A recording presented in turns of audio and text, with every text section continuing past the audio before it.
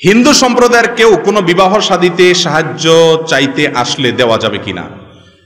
যে কোনো অমুসলিমকে আর্থিক সাহায্য করা, সহযোগিতা করা, এটা ইসলামী শরিয়ার দৃষ্টিকোণ থেকে কোনো নিষিদ্ধ কাজ না। আমাদের নবী করিম সাল্লাল্লাহু আলাইহি সাল্লাম বহু অমুসলিমকে সাহায্য করেছেন, অনেক অমুসলিমের উপকার করেছেন।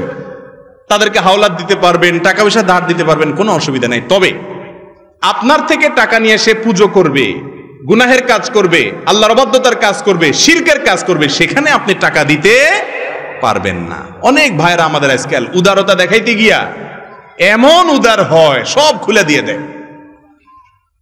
এই জন্য আল্লাহর সঙ্গে শিরক করলে, এটা শুধু অমুসলিম ভাইদের জন্য না, মুসলমানদের কথা একই কথা।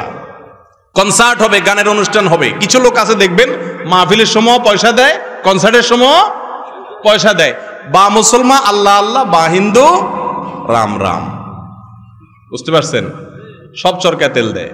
এটার নাম গোলালু, মুনাফিক। এই খাঁটি মুসলমান হতে পারে না।